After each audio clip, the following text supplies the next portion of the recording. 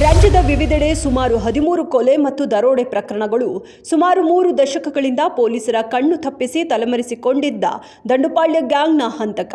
ಮಂಗಳೂರಿನ ಊರ್ವ ಠಾಣಾ ಪೊಲೀಸರು ಆಂಧ್ರಪ್ರದೇಶದಲ್ಲಿ ಬಂಧಿಸುವಲ್ಲಿ ಯಶಸ್ವಿ. 8 ಮಂದಿ ಸದಸ್ಯರ ಪೈಕಿ ಚಿಕ್ಕ ಹನುಮ ಅಲಿಯಾಸ್ ಚಿಕ್ಕ ಹನುಮಂತಪ್ಪ ಪೊಲೀಸರಿಗೆ ಸಿಗದೆ ತಲೆಮರೆಸಿಕೊಂಡಿದ್ದ. ಉಗ್ರ ಮಂಜು ಅವರು ಇವತ್ತು ಸಾಯಿ ಸಂಧ್ಯಾ ಜೊತೆಗೆ ದಾಂಪತ್ಯ ಜೀವನಕ್ಕೆ ಕಾಲಿಟ್ಟಿದ್ದಾರೆ.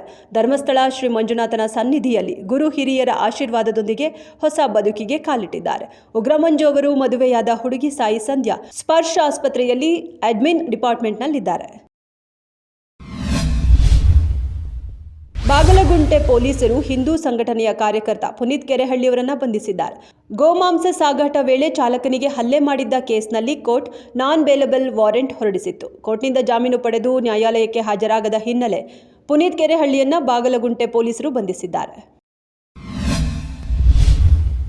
ಮೈಸೂರಿನ ಎನ್ಆರ್ ಮೊಹಲ್ಲಾದಲ್ಲಿರೋ ಶಂಕರ್ ನರ್ಸಿಂಗ್ ಹೋಮ್ನಲ್ಲಿ ಈ ವಿಶೇಷ ಹೆರಿಗೆ ನಡೆದಿದೆ. ಮಂಡ್ಯ ಜಿಲ್ಲೆಯ ಕೆಆರ್ಪೇಟೆ ತಾಲೂಕಿನ ಅಕ್ಕಿಹೆಬ್ಬಾಳು ಗ್ರಾಮದ ಮಹಿಳೆ ಒಂದು ಹೆಣ್ಣು ಮಗು ಮತ್ತು 2 ಗಂಡು ಮಕ್ಕಳಿಗೆ ಜನ್ಮ ನೀಡುವ ಮೂಲಕ ಒಟ್ಟು 3 ಮಕ್ಕಳ ತಾಯಿಯಾಗಿದ್ದಾರೆ. ಕುಟುಂಬಸ್ಥರಲ್ಲಿ ಹಾಗೂ ಆಸ್ಪತ್ರೆಯ ಸಿಬ್ಬಂದಿಯಲ್ಲಿ ಸಂತಸ ಮೂಡಿಸಿದೆ.